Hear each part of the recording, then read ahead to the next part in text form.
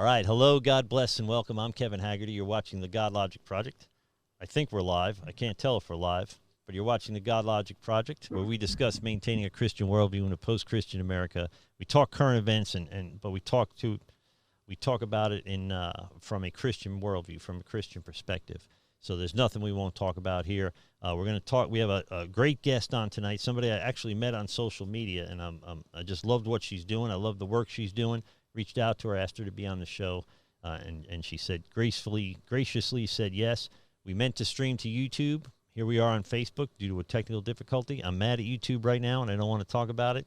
But I do want to do is introduce you to my guest. But first, thank you guys, as always, for supporting the Godlogic Project. Like, subscribe, share our content, raise awareness. If you want to be a guest on the show, message me at godlogicproject.com. Thank you for those of you that are shopping at Amazon anyway and going to godlogicproject.com. Click on the Amazon logo. Shop as normal, but Amazon's donating a few bucks to the Godlogic Project. That's a big help. Of course, you'll be a project sponsor at anchor.fm/Godlogic Project. The links for all of these will be in the comments section below. And that's it. I wanted to thank you guys before I introduce my guest. My guest today is author and public speaker and the grief guru, Kelli Nielsen. How are you, Kelli? I'm good. How are you? Thanks so much for having me. I want to thank you, first of all, for coming on the show. I know we had some technical difficulties getting this thing together, but so far the enemy was unable to defeat us, and that feels good. We're going to open the phones in a little bit, but you have an interesting story, I found you, I don't know, we ended up friends on Facebook, and I started following some of the stuff you were doing, and I just thought it's something that we should talk about. It's a topic that's hit my family, dealing with grief recently. So tell me a little bit about you. I'll tell the audience that your son passed away at a young age, right? Obviously a young age, because you're still young, and that is, by my estimation, the most devastating thing somebody could possibly deal with. And you've gotten through it, and not only have you gotten through it, but you figured out kind of a formula to get other people through it. So tell us a little bit about you and your son, and what it was like, what happened, and kind of what it's like now. Yeah, absolutely. Well, actually, to fully tell the story, I have to back up a little bit, because what prepared me to be able to deal with the loss of my son was that my mom committed suicide about 1.5 years before my son passed away. Oh, yeah. So my dad was and is an addict. We've had addiction on all sides. It's wreaked havoc in our family and relationships and personal lives. And my mom ended up taking her own life because of her relationship with my dad and just the unhealthy dynamic of that. So that was February 2017. And that really rocked me. That was a crisis of faith in my life that shattered our family. We've never recovered from that. It was devastating. And I found myself questioning everything and ill-equipped to handle grief. I mean, grief came in and had its way with me for many, many months. I ended up having to change jobs because I wasn't able to perform. I was in a leadership role at an organization and I just couldn't do it, I sought help. I sought help in the church. I sought help from support groups, and I didn't find much help. What I found was a lot of comfort, a lot of people saying, oh, I can't imagine, and and the support groups I went to were people who had also lost loved ones to suicide, and they were in no better condition than I was. But what petrified me is that everybody in those support groups, it had been months or even years since they lost their loved one. And for me, it was pretty fresh. And I started to believe the lie that I could never recover, that I was just going to be sad for the rest of my life. And I was just going to go through the motions and, exist, but not really live. And so thank God for me, God orchestrated a kind of divine intervention where I went to an event and I heard a speaker share her horrific tale of surviving the Rwandan genocide. And for me, it was the first person I had seen that had been through something worse than what I was going through. And not only did she survive it, but she was happy. She had a full life. She was living in New York, had 2 kids, and she had joy and she had peace. And I literally had a light bulb go off over my head. People talk about those light bulb moments, and that definitely was one for me that I said, okay, if she can do it, I can do it. What God will do for her, he'll do for me. And if she recovered she lost her entire family and virtually everyone she knew. So I'm like, if she can do it, I can do it. And I kind of decided right then and there I was going to figure out how to do it, no matter how long it took. So I started studying, I started praying, I started reading a whole bunch of books about what happens to us physically when we're grieving, about neurology and our neurological systems and how all that works. And I began to walk again. I got my feet back under me. I started to just take radical care of myself and pay attention to how I was feeling, what was helping, what was hurting. I just took notes on myself and learned how to start to feel better. And so it was in all of that, I'm so thankful that I did, because as I mentioned, it was only about 1.5 years after my mom passed away that my son died of an accidental overdose. And we learned about it through social media. I mean, if you can imagine. Yeah, the young man that was with him the night that he passed away, they found him in the morning, and the police came and did everything, and they took the young man that was with him, down to the precinct for a little bit. And when they released him, he told a couple of friends. So he wasn't the one that posted it, but the couple of friends that he confided in started posting pictures of my son and saying, "Rest in peace, gone too soon." Mm-hmm. So this spread like wildfire, and his friends started reaching out to me and asking if I had heard from him. And so we had about a good 3 hours where it was not confirmed, where it was just rumor. But in that 3 hours, literally everyone I ever knew found out about it. And so then we did finally get confirmation from the police that he had passed away the morning of July 8th, 2018, of an overdose of Xanax with fentanyl. So that's what he passed away from. And how old was he? He was 20. So his birthday is October 21st. So 2 weeks from today, he would have been 23. He was 20 at the time, and so looking forward to his 21st birthday. I mean, he talked about it forever. Someone who struggles with addiction and use, he was very much looking forward to being the legal drinking age. Plus, his 21st birthday would have been his golden birthday. So, he passed away a few months before he ever hit that. But to your point, yes, losing a child, I mean, it's the deepest, pain I've ever experienced. And partly because it's so unnatural, right? Like, we all understand most likely our parents are going to pass away before we do, and our grandparents certainly. And so it doesn't necessarily make it easier, but it's like the natural order of things. And so when you lose a child, it's just so unnatural. And especially overdose, is so sudden and so traumatic. So many things are left unsaid. There's so many layers of shame and just that you have to unpack when it comes to overdose. So there's just a lot that goes into it. But obviously, it was heartbreaking and gut-wrenching and, shook me to my core. But I used all the skills that I had learned in grieving my mom, and it was a night and day difference. When the mourning process with my son was literally night and day than what I went through with my mom. And that's when I was like, this can be learned. Mm-hmm. How to grieve well is actually a skill set that you can learn. There are things that you can do that will help, and there are things that you can do that are going to slow the process down or hurt you. And that's when I started to really feel compelled to share it with other people, because I looked for answers, I looked for support, and I couldn't find people that were teaching us how to do this well. And so I'm talking like a month after he passed away, I started compiling together, my notes and the things that I had learned, and putting together the framework that I now coach people and teach people, and I've written a book about it, because I just want to help as many people as I can. I mean, grief is hard enough. You need to have the tools and the help to get through it. I'm going to share the book or the Amazon link for the book here. At least I think I am. Yeah. Can you see the link for the Amazon? Yeah, I see the Amazon page there. Okay, yeah. So that is your book available on Amazon. It's $14.99, and it's you can get it for $5 on Kindle, and you get the audio version if you buy the paperback. You still get you can download the audio version. Is that what you were telling me? Yeah. In the first couple pages, it has some instructions that you can get the audio version for free. And it's actually me reading the book to you. So if you have any desire to hear my story, the first half is kind of my story in much greater detail than what I just shared with you. And then the second half of the book is all about this 5-step framework that I've created and that I help lead people through to kind of navigate grief. And the book title is, and I like the title of this book, You're Not Crazy, You're Grieving. Yeah. Your Step-by-Step Guide to Complete Healing by Kelli Nielsen. So that is, this is a topic that that in my world, in the recovery world, I deal with a lot of addicts and so on. In the recovery world, we deal an awful lot with addiction and suicide. Since the COVID lockdown, I've dealt with more than my share of suicide, phone calls where a family member had committed suicide.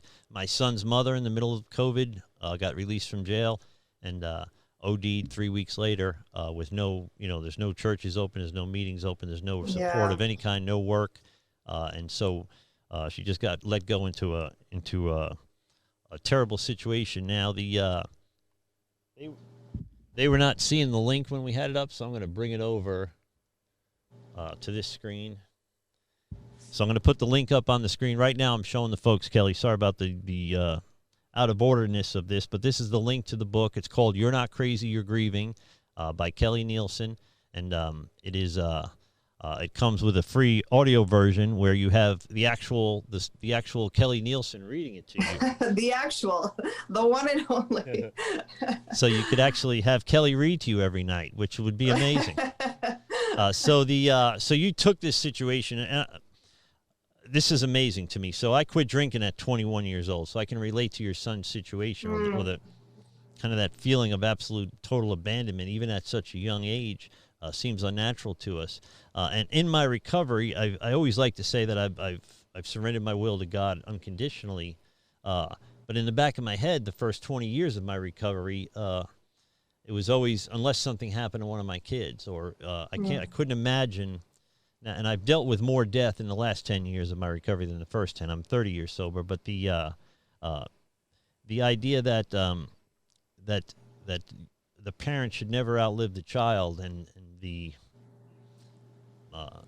feeling of loss, I can't think of anything. Even the Rwanda genocide, in a lot of levels, was very personal for that lady, but it wasn't singular, it wasn't focused, it wasn't almost an affront to your family, right?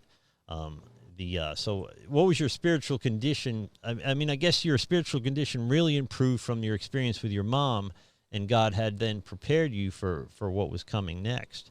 And in every situation, there's a blessing. And I think the blessing in this horrible situation, there's no way to say this is not a horrible situation. We deal with it all the time. But what are you doing with it? There is the blessing. What was his name again?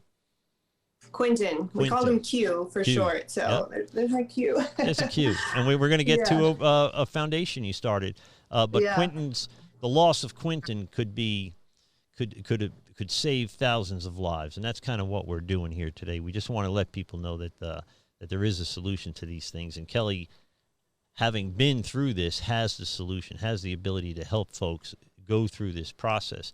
Now, when we were preparing for the show, you sent over well,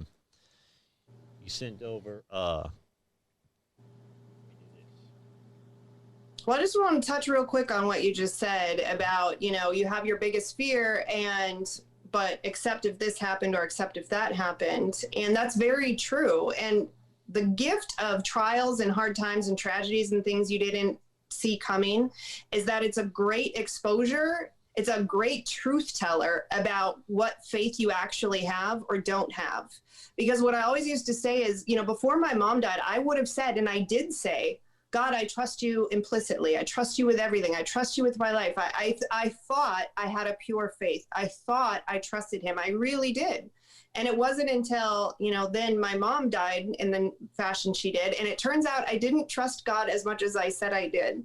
But the beauty of that is you can't fix a hole that you don't realize exists, So being confronted with the totality or the lack of faith that you actually have is a gift, because now you have the opportunity to restore it or repair it. And so I will tell you, I couldn't go to church at first. I was so angry at God. And I remember, I'll never forget the first time I did go to church, and people were singing about this faithful, amazing God. And I literally wanted to punch all of them in the face. I was like, you guys have been bamboozled. This is a sham. I was so angry, and I collapsed down on the floor, but God took me And then this was my next step. I explained to God that I would not be tithing for at least a year for pain and suffering. I figured he owed me at least that. I said, at least that. You're getting up. So I stopped tithing. Now, I didn't spend the money, but I didn't tithe either. So it was just kind of sitting in my bank accumulating. And then, so I don't know if it was a couple of weeks or a couple months later, I went back to church and they asked for the tithe, and the Holy Spirit poked me to tithe. And I was like, no, I'm not going to tithe. Poked again. And so finally I'm like, fine, God, I'm going to tithe, but I'm not happy about it, but I'm going to do it, you know? And I walked down, and it's so weird because who even writes checks anymore? But I had a checkbook with me, and I wrote it on a check, and I brought it down to the bucket myself. And I put my tithe in the bucket, and I knelt down, and the Lord said to me, oh, this is going to make me cry. Oh. The Lord said to me, you have never been more beautiful than you are right now. That one moment of me reluctantly moving an inch towards him. And what I found on that altar floor was him to be exactly the same as he had always been. He was the same warm, loving, welcoming, gracious presence that I had always known. Despite the confusion, despite my anger, he was the same. And so in that place, a very real, solid faith was birthed that I could trust God to be the same yesterday, today, and tomorrow, no matter what happens, whether I understand it or not, whether I'm angry or not, I could come to him and I would always find him the same. And so that is what held me. Then when my son died, I had a very real faith, and I knew I could trust him, even though I didn't understand, and even though it hurt. Yeah. And the other thing is, so within days of Quentin passing, I came to the Lord and I said, okay, Lord, I'm going to ask you something. I'm asking that for Quentin's life lost, I'm asking for 300,000 lives in return. So I'm asking for 300,000 people to be encouraged, or, you know, to be saved, to be set free, to have the hope and strength to go on in recovery, like whatever that looks like. But I'm asking for this one life that was taken, for 300,000 lives to be impacted. I don't know where I came up with that number, but I'm talking, this was like 2 or 3 days after he passed away. And God is faithful to do that. Now I'm thinking that number is entirely too small, you know, because I'll be carrying this message and mission for the rest of my life. And so even our conversation in this broadcast is part of the fulfillment of that promise that I believe he gave to me, of people being encouraged, inspired, equipped, you know, to keep going on. And it brings honor to Quentin's life, and it's God restoring what the enemy meant for harm for good. That's exactly right. And you tell that story, and I even get choked up, and I'm a plumber, and we don't get choked up. I'm reminded of James's letter, and it says, draw nigh to me, draw nigh to God, and God will draw near to you. That is a perfect example of just that humility it took to go down there and make that gesture, right? It's only money. You know, God doesn't need money. What he needs is your faithfulness. That single act of faithfulness set this whole thing in motion, you know. And I think you made a weak deal. You could have went for 300 million. But that's okay. You're under a lot of pressure. Bigger things, but that was the place where my heart and faith was at the moment, and so that's what I asked for, and we're well on our way to that number even already in the 2 years that I've been on this journey. And we never know. I do this every week. I preach. I teach outside off campus, and you never know who or how you affect somebody's life, you know. Right. But if you just trust the Holy Spirit to work through you, John 15, abide in the vine and don't count the fruit. Don't worry about the fruit. The fruit's none of our business, right? That we abide in the vine, that we would be pruned sometimes, and getting pruned hurts, right? But we're not pruned as a punishment. We're pruned that we would bear more and better fruit, and it's exactly what you're doing. So you are literally, whether you realize it or not, you're living out the gospel message and doing what you do. That's amazing. I mean, that's an opportunity. That in there is the blessing in such a tragedy, you know. And let's hope that this does make a difference to people. I came to faith just 10 years ago, and I was really on a roll. I wasn't down on my luck when I came to faith, so I don't have the typical salvation story. I wasn't in prison. I wasn't in rehab. I was kind of balling. Things were going good, and I still came to faith. But God was preparing me. I see a chain of providence in God in my whole life. God was preparing me then for what I was about to go through the last 10 years. And the last 10 years of my life were harder than my first 10 years of recovery. So, I mean, death of parents, family members, foreclosure, bankruptcy, divorce, you name it, I went through it. And so it was, I see now, looking back, that God had prepared me by forcing me into a relationship with him, knowing that I'm going to need this, whether I realize it or not. For the next 10 years are not going to be easy. Never thought it would end up in getting ordained, but that was his will. And things are just easier if we abide in God's will. And that's, this is the easiest, I tell folks, this is the easiest version of Kevin I've ever had to be. So I'm going to share, next we're going to share you have a grief assessment you sent me. Yeah, so my heart is to just help people know where they're at and give them some super simple tools that they can use. So we have a little assessment that you can take, and it just really is a check-in. There's something about grief is that it's entirely holistic. It affects the whole person. And so you really need to address the whole person if you're going to recover from it. So you have to pay attention to, who are you surrounding yourself with? What is your schedule like? What are you feeling like physically? How are you handling the intense waves of emotion that come at you? And what are your skill sets in order to be able to do that? So that assessment is a quick check-in for you to kind of identify, like, okay, I'm doing okay in the community area, but I really need to work on the mindfulness part so that I can better handle the waves of grief. And that's a free tool for folks to use.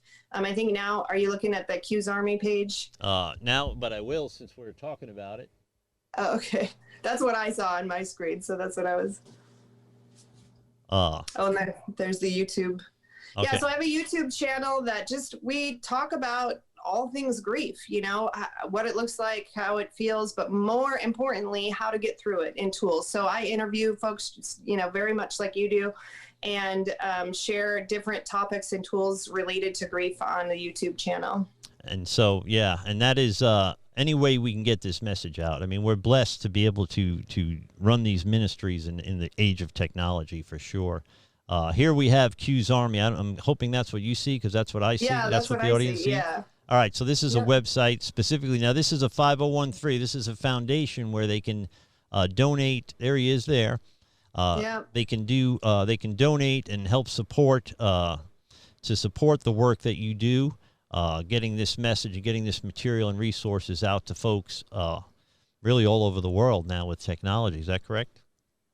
Yeah, we're doing a lot of stuff, actually more stuff online and virtual than we are even in person. And so my heart with Q's Army is to just get as many free resources in the hands of families that have lost loved ones to overdose, and then just be a voice and an advocate. Overdoses are still happening. As you mentioned, they're up 30% because of COVID. So they're still happening in like epic proportions. There's not enough attention or stuff being done about it. So I do a lot of speaking and just advocating for the parents who've lost kids and advocating for the families who are still dealing with this stuff. And so, we can then, they can then contact you there, support what you're doing. They can hire you out to speak to groups and gatherings at churches or recovery events, things like that. Now that has all kind of been shut down for now, but they do have access to somebody that's really been, not just went to grief counseling college, right, but went through it in real life, right, and did the footwork and did the homework to learn the healing process. For me, and maybe you could answer this, when I dealt with my son dealing with his mom's overdose, and he was aware without details of her situation. He hadn't seen her very much in 8 years. I told him it's okay to be sad now. You're supposed to be sad. You cry because it's sad. But then eventually those memories are going to turn to smiles and good times and happiness. I think he got into a position where he felt guilty about not being sad enough. Like he almost felt compelled to be more sad, that he was dishonoring her. And I had to drive into him that she would a simple question, would she want you happy or would she want you sad? You know? What role does that play? Do people feel guilty? Is there a survivor's guilt that plays a role in that? That's such a huge one, and especially for parents, because what parent would be happy if their kid died? You know, like it's one of the biggest lies that we tackle. You know, just like anything else in the gospel, it's about truth and lies, and the enemy likes to use lies to keep you stuck in shame and bondage and all that kind of stuff. So actually, we're delving into a little bit. The very first step that I help people establish is, what do you believe and what do you want and who's your example? And so in that first, what do you believe, we really unpack, because unfortunately there's a lot of misinformation and myths about grief that are not helpful. There are a whole bunch of people out there saying that grief never ends and you never get over it and all that kind of stuff. And the tricky part is, if you come into agreement with that, if you believe that, that will be your reality. Yep. And then you'll find a whole bunch of people who will be more than happy to justify that. I mean, I had people for months tell me, Kelli, I don't know how you get out of bed. Like, Kelli, and if I would have listened to them, I'd still be in bed right now. You know, so it's very, very important for you to decide for yourself, what do you believe about grief and this loss? Do you believe that you can recover? That's really the place to start. Like, do you believe you're going to get better from this? Do you believe that it's possible? Do you believe that Jesus paid for even this on the cross and that he has the tools that can help you get through this? And then from there, you can figure out the how. But if you don't believe it, so I see parents all the time that I've literally seen parents start to smile or start to laugh and then correct themselves or shut themselves down. So we have to just get right at the heart of that. We just have to say, and you said it so well, you know, would your kids want you to be sad? The other really tragic thing I see is parents who have other kids that are still living, and the parent kind of stops living because they are so overcome with grief. And now their children have lost a sibling and a parent, basically. And one story that will stay with me for the rest of my life, and it's what I tell other parents, is, you know, imagine I have a daughter, Piper, and imagine being this poor girl. She had just lost her mom, or her mom. She had just lost her grandma to suicide. And then she was with me when we finally got it confirmed from the police that Quentin had died. And I, as you can imagine, I just hit the floor and I just was yelling at God. And I said, no, God, no, it's too much. It's too much, God, no. That's what I just kept saying. And Piper's first words to me, she said, Mom, you're not going anywhere, are you? That was like her first words to me, is that she thought I wouldn't be able to hold the weight of this and that I was going to take my own life. And that's a cold slap in reality. And that's what I like to tell other parents. What I like to say is that trauma is not your fault, but healing is your responsibility. It actually is your responsibility to navigate this. You didn't ask for it. It's not fair. Those are other topics for other days. But the point is, you're here, it happened, and you're not an island. There are other people who love you and need you to be okay. You owe it to the people in your life. You owe it to yourself. You owe it to the Lord. You owe it to the people in your life to figure this thing out. And that's what I try to help people to do. And if you can't tell, I don't sugarcoat a whole lot of anything. Like, what I tell people is, I'm the physical therapy for grief. You know, it's when you have surgery, that's one thing, but it's the physical therapy that gets you back in the game. And it's painful and it's intentional and you have to do it. And that's what I am for grief. You know, I'm not here to comfort you. I'm here to encourage you. I'm here to give you courage, because it's hard and it's scary to face grief and to move through it and to do the painful things that it requires to get through it and get better. So that's what I do. I'm kind of a drill sergeant when it comes to that kind of stuff. And you're uniquely qualified to do it. So I think even a non-believer would have to sit here and think that this had to happen for a reason. When we face things like this, we have two choices. We go towards the light or towards the darkness, right? More often than not, people choose the darkness, but it's the people like you that choose the light that then that child did not die in vain. He would want you happy. He would want you helping as many people as you could possibly help. I can tell you, as an addict, I knew I was an alcoholic. I knew I was an addict. I knew I was trapped. I knew I thought I wasn't going to get out of it. And but I wasn't in any kind of denial of my situation, right? Especially, I think, maybe young people. We just know, you know. So the idea that if he's able to watch your work now from heaven, that he would see the work you're doing and it would fill his heart, you know, and then perhaps that's what fills your heart to keep going, whether you realize it or not. It's I've lost all faith in coincidence. It just seems to me that every bad thing that's happened to me has had a blessing in it somewhere. It just took me time to find it, even something this hard. We have also a grief survey guide, and I'm going to survival guide. Yeah. Survival guide. That's just that's the down and dirty, and again, this is a free tool for folks. This is your top 10 tools, the must-haves. If you've lost someone, or somebody who's lost someone, and if you don't know what to say or do or how to help them, either read this guide or send them this guide, because it's just kind of the must-haves when you're walking through grief, especially in the beginning. And that's let me get you back here, but that is something that all of this is available. All the links for all of these things, by the way, will be in the comments section down below, both on YouTube when we upload it and here on Facebook. But all of these are accessible from your website. So these are all linked to your website. Q's Army even is. So, yep. So it's the Grief Guru everywhere under the sun. So griefguru.com is the main website. It has those free tools. It has the link to the book. It has, ways to get in contact with me.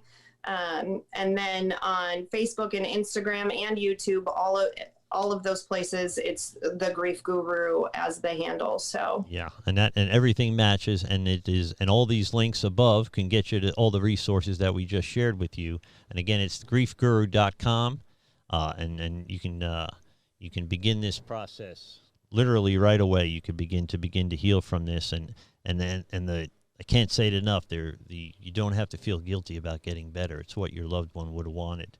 So what we're going to do, we're getting some comments. We got people watching on Facebook, people just amazed at your story, by the way, and very moved by your story. And then we're going to open the phone line. So I'll put up on the screen here in a minute the phone number, and you'll be able to call in and speak to Kelli and ask her questions directly. If I figure out the technology properly, that is, and that is a big if. So you wrote the book, and in the book kind of lays out the process, and then you've developed other resources that will help facilitate this healing, right? Add some structure to what seems like an abyss of heartache, right? There seems to be, if you can just grab onto something solid at moments like that, anything would help, right? So when somebody says, I don't know how you get out of bed, to you, that can become the thing you grab onto. Well, I'm not getting out of bed. That's how I don't get out of bed, So again, it's that choice between turning towards the light and towards the darkness that we're given, not to this degree all the time, but we have that choice all the time. When bad things happen, which way are we going to turn? And the fruit that you bear by turning towards the light is absolutely amazing. So as hard as it is, God, all of this was part of God's plan for some reason. And our time on earth, Scripture talks a lot about spiritual death, a lot about death, but more often than not, it's talking about spiritual death rather than physical death, as if it's worse, right? That spiritual death is worse. And so you had an opportunity to turn towards that spiritual death, or kind of blossom into spiritual life, right? And so how has your walk with God been since all this started? In other words, since Q died, and you've started doing all this, do you feel that your motivation and your power are you amazed sometimes you even get through this? I don't know how you keep driving ahead as much as you do in this situation. Yeah, well, I mean, my intimacy with the Lord has been, exponentially increased. I mean, he's been with me, and in my darkest moments, he's been the only thing with me in those darkest moments. There are, in fact, some things when the word says that only a heart knows its own bitterness and can share in its joy. It's true. There are some things that you walk through, and even people who are close to me, like, nobody knows the pain in my heart personally with the loss of my mom and with the loss of my son. And the Lord has been with me in those moments. And so it has made him such a rock, such a foundation. And I am just beginning to see, and this is what's crazy exciting, is that this is just the tip of the iceberg. he is just beginning to unfold and restore things and work things for his good. And I do just want to clarify, I don't believe that it was God's plan that Quentin would die. I believe that the enemy comes to steal, kill, and destroy. But God, in his redemptive goodness, and he's so big and he's so massive that he can take even what the enemy meant for harm, and he's now weaving it into this beautiful tapestry and, you know, allowing me to talk to people and do things that I never would have been able to do. And some of the most beautiful moments that I've had in my life, the most meaningful, rich moments that I've had, have been because Quentin passed away and because of the opportunity it afforded me. You know, I've spoken to people in recovery groups, and I've had grown men weeping and getting relationships with their mothers healed. I've had men come up to me and say, oh my gosh, I understand now that my mom called the cops not because she hated me, but because she loved me. You know, so just really like eyes opening for people, and people understanding the gift that life is, and the gift that a chance at recovery is, and that it's worth the fight. You know, one of the things I always tell my folks that I'm working with, but I think it applies to people in recovery as well, is I always say, it isn't easy and it isn't instant, but it is possible and it is worth it. You know, like, this isn't going to go away overnight. It's going to take hard work and effort, but it is worth it, you know? And so we all have that, whatever we're facing, we all have that opportunity in front of us to keep at it and keep believing and keep putting in the effort and the work so that you can, you know, bear the fruit or reap the rewards, or just get to a place of, you know, peace and joy and loving your life. Yeah. Yeah. And stay productive and stay, vital in the game. Yeah. I mean, stay in the game, for lack of a better word. I get so passionate because I feel like the enemy uses these times of disappointment, or these times when our circumstances seemingly contradict the word of God. Like, something happens that doesn't fit with our box that we've put God in, or the word. And it's such an opportunity. What's more damaging to people is not the sad thing or the bad thing that happens to you. What's more damaging is the lie you believe in the midst of that bad thing.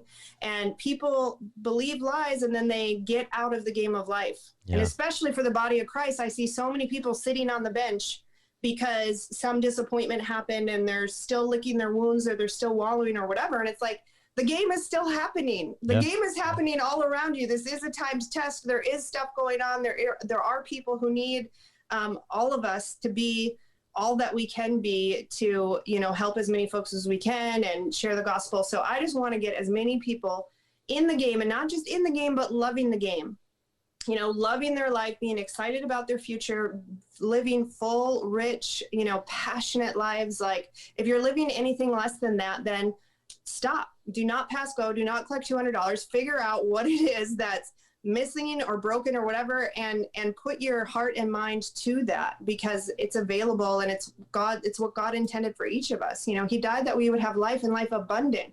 So if you're not having abundant life, stop right now and go figure that out, because that's what we're designed to have. And if you're the goal with the people that I deal with all the time is in recovery and in ministry is that there's something keeping you from God's best for you, and it's not God, right? It's something you're doing. It's something you're programmed to do, that life has programmed you in a sense, a defense mechanism to do it.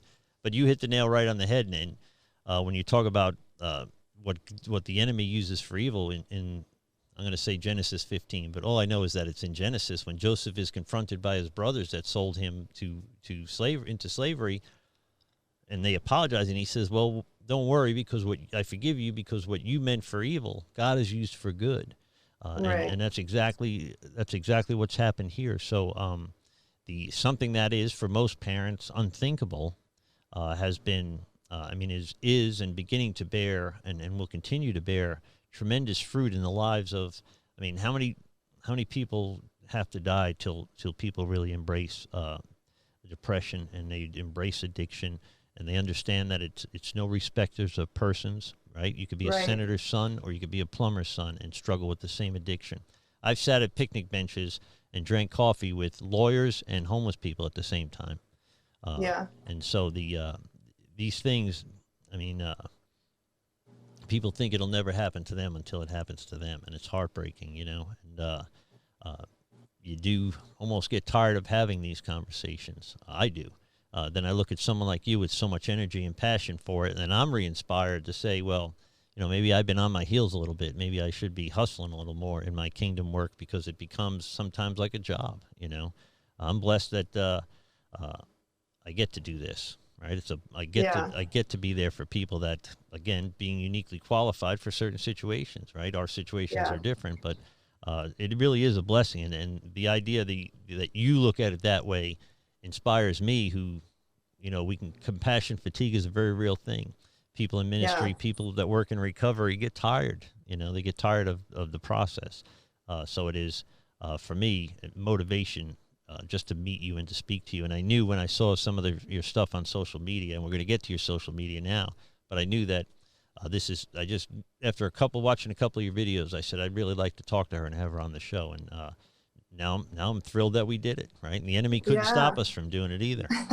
Well, and I want to thank you, because the platform and the stage is such an important piece. Like, it's so important to have spaces and places for people to come and share their story or share encouragement. We need to have places where people can talk about this stuff. I think about the impact that hearing Immaculate's story had on me, and had the folks that put that event together not put it together and have her come and speak. God can do anything, but I'm so thankful that they gave her a space and a platform, because that changed my life forever. It changed the trajectory of my life. And so I so appreciate folks that, do podcasts and have these kind of platforms, because it's really important, especially around drug and addiction and suicide and these they're still sort of taboo and shame-ridden topics. It's really important for people to be able to share their story and to hear stories from people that they can identify with. And not just people that have been through the same thing, but people who are walking in victory, who have been through the same thing. So I'm here to say, for any parents that have kids in addiction right now, or have lost kids to addiction, there is hope. It isn't, it's not instant, but it is worth it. It is possible. And there are people who are doing it, and I'm here to help in any way I can. And I know we've talked about some of the tools, but the biggest thing for me, grief is so overwhelming. It knocks you off your feet, especially if it's sudden or tragic. Up is down and down is up, and it's a condition. It's called grief brain. Like, your brain stops working.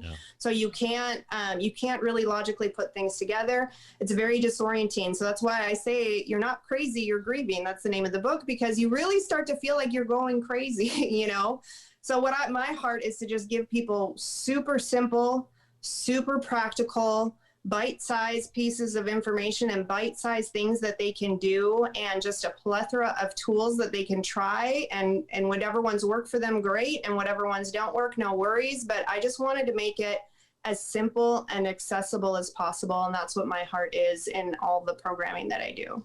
Well, we have the phone lines open now. We're going to show your social media. So if somebody calls in, it might get a little bit awkward, because I'm not just the host. I'm the engineer and the technician and the director. So I generally get my butt kicked for an hour every week on Wednesday night.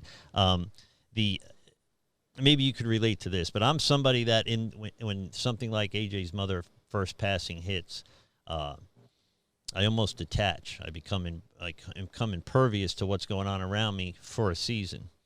And then I get hit a week later or a month later, and I get hit in waves, like sitting at a red light, and all of a sudden I'll be like, the life sucked out of me at a red light, this poor kid, his poor mom, I watched her at a front row seat to her suffering for 8 years with addiction. But the waves seem to be less intense, and they're less frequent than they were in the beginning. Is that common, that people's personality would be able to detach like that? And I'm guessing it's not healthy, and that's why the waves come. And do you have people tell you that the waves eventually become less intense and less frequent, or is that just me? Well, I mean, it's different. It's different for every person. So the whole 5 stages, and even my process there's 5 steps to my process, but it's not a linear path. And it's not like once you hit 5, you're good and whatever. There are different things that you're going to revisit, but it is very common. Probably in the beginning, you were experiencing a certain level of shock. And so neurologically speaking, you do detach, because you can't absorb it all at once. And it takes going through the motions of the service and all the things that you need to tend to. And then my mark is usually around 3 weeks. 3 weeks is kind of the mark when all the hoopla is over and people start to go on with their life, and you're left with the reality of oh, wow, this is really real. And what does life look like now with this big gaping hole? And that tends to be for people when the grief really starts to come in heavy doses.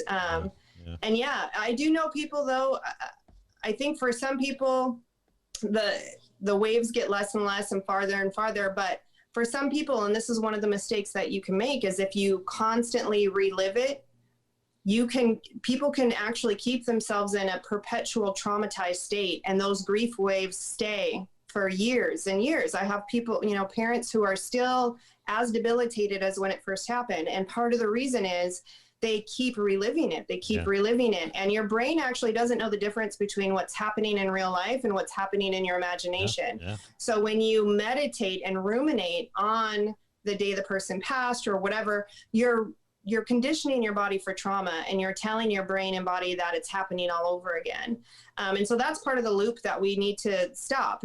For folks, we train them and teach them how to pay attention to their thinking. And when it starts to go down a dark place, or when you're revisiting the day that the person passed away, here's a simple tip, like set a timer.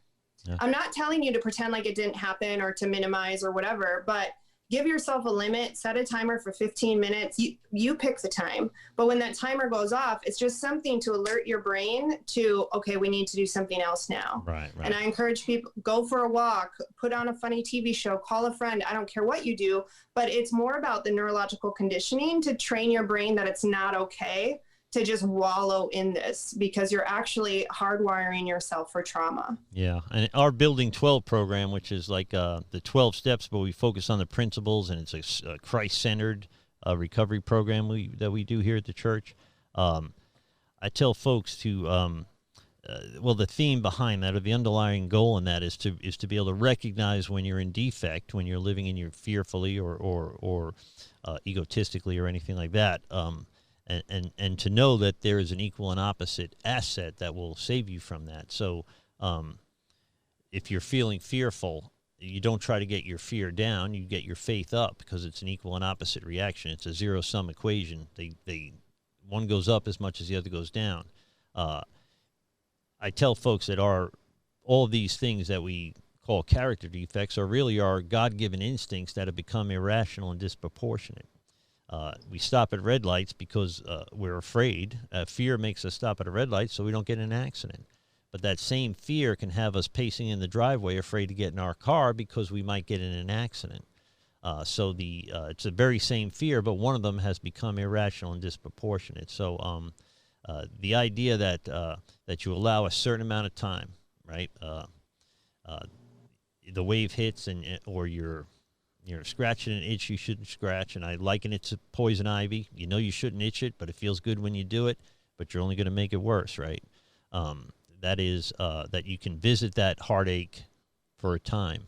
Keep it rational, keep it proportionate, stay productive, stay positive, stay walking in the light rather than living in that darkness, You cannot see the devil's movements when you're in the darkness, but you're safe in the light. You stand a chance in the light, I guess is kind of how I put it together. But I'm going to show your social media. I'm going to switch to another camera angle for a second, just to take a second to thank you guys for supporting the Godlogic Project every week, watching it.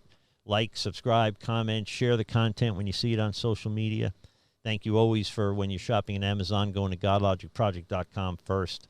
Click on the Amazon logo and shop as you normally do. Amazon donates to the Godlogic Project. And you could always be a project partner for $1, $5, or $10 a month at anchor.fm/Godlogic Project. All these links are down below. And if there's anybody in your life struggling with any of these things, I have a lot of resources. And if it's not something I can deal with personally, I probably can set you up with somebody who can. Message me at godlogicproject.com. The reason we run this ministry in the first place certainly isn't for the money. It is to be here, to be of service to you guys, and to maybe help as many people as we can in the healing process. And tonight's topic falls right into that. So if there's anything, even if you just need prayer, message me at godlogicproject.com. Again, if you want to be a guest on the show, if you got an interesting story, message me. We'll talk. And I've gotten a couple of guests that way. I'll be glad to share your story for God's glory anytime. And thank you again, as always, for supporting the Godlogic Project. Speaking of social media, Kel, I'm going to show some of yours. So what I'm doing right now is I'm both sharing my screen with you so you can see it, and then I also have to drag the screen over so they can see it. So, and people are messaging me on Facebook. So the Grief Guru has a Facebook page, and it's like everything else, branded well, facebook.com/The Grief Guru. This link will be down below, but you can follow Kelli's work here on Facebook, and you can also contact her directly. And then while I have the screen open and shared, oh wait, it doesn't work that way.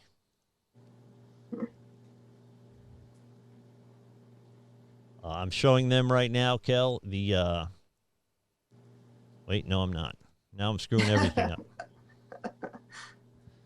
Now I have no idea what I'm showing. It's all good.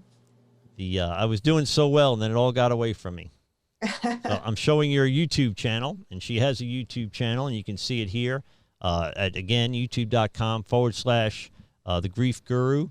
And she has a collection of videos on there that can help. You can help first by subscribing and ringing the alert bell there. And every time she puts up new content, you'll be alerted. So you'll have those resources at your disposal. And you can begin to get to know Kelli a little better and begin to recognize your situation a little better, and that there's hope in your situation, as painful as it is. So Kelli is available pretty much on every social media platform. And here, that's back to us now. Perfect. So we'll wrap up the show. We're about 52 minutes now. We'll wrap up the show here in a minute. But if you met somebody in an elevator and they had just lost someone, I mean, you might pray with them. If you were to talk to them and give them some advice, what would you tell them? My one line that I like to say for everybody is that your past doesn't define you, it prepares you. And some of the most awful, extraordinary, awful things that we go through prepares us and qualifies us for an extraordinary future. That's a shameless plug. I have these little cards that I'm going to be selling on my website of just, sometimes, as cliche as it is, you just need a little kick. You need a little encouragement. You need a little saying to remind you, to help you keep perspective and to keep going. And so the one actually, it was C.S. Lewis. It says, hardships often prepare ordinary people for an extraordinary destiny. Yeah. So we have these little things. There's 52 in there. So each week you can have another thing. But I found things like that, is, like you said, things you can grab onto with your hands, something to give you some structure, something to put your feet on, something to put your hope in. Those things are really the difference between success and failure, life and death when it comes to this kind of stuff. So grabbing hold of that stuff and getting good people around you. Make sure you find 2 to 3 people who are going to speak life and be a safe place and encouragement for you. If you don't have them, find them. Take however much time it needs to find them, especially when you're grieving, because if you get around the wrong people, you can stay stuck. Yeah, and that is something we do in the 12-step programs as well. You need to build a healthy support network. The idea of when I was in some of my darkest moments, even sober, even the last 10, 15 years, just the hope of being able to put 2 coherent thoughts together in a row, 2 positive thoughts together in a row, felt like it was giving me spiritual traction. And I think more than anything, that's what your material does. That's what the Grief Guru does, is put them at least in position to have a structured healing process, right? Get this positive thought, back it up with this positive thought. Then before you know it, you're a day or 2 or a week into feeling better and healing, and you begin to realize it's not until we begin to get better, that we begin to spiritually heal, that we realize where we were when we were in our darkest moments. So it's hard to recognize that or explain that to people until you've been past it and you can look back safely and say, man, that was a horrible place to be. So the amount of traction that spiritual traction that folks can get from the Grief Guru is makes everything we do worthwhile. It really does. I want to thank. Well, that's the hope. Yeah. That is the hope. And it is. Let's see. We like I said earlier, we abide in the vine and we don't count the fruit. And so long as we're being true in our intent and we're abiding in the vine and not in ourselves, I think that that God will do and has done and will continue to do amazing things in the lives of the people around us. So it's been an absolute pleasure having you on. I was a little rattled when we first signed on because we had some technical difficulties. While blessed with stunning good looks, I'm not terribly bright, so I struggle with all this electronics. What's so funny about that? It was an absolute pleasure to have you on, Kelly. Thank you for taking the time to maybe make a difference in some lives. And I know the folks that follow the Godlogic Project can really benefit from what you do. If there's anything, by the way, that I can do for you and your ministry, let me know. Be glad to do it as always. Kind of what we built this studio for, is to make a difference. So pleasure to have you, and I really do thank you for coming on the show. I want to thank you guys for watching. Again, if there's anything we can do for you, godlogicproject.com. You can message me directly there. And I really do. I say it every week, but I really am appreciative of the support the Godlogic Project gets every month. And if no one's told you they love you today, God loves you. So do we. Receive that. Be blessed, and we'll speak soon. Thank you.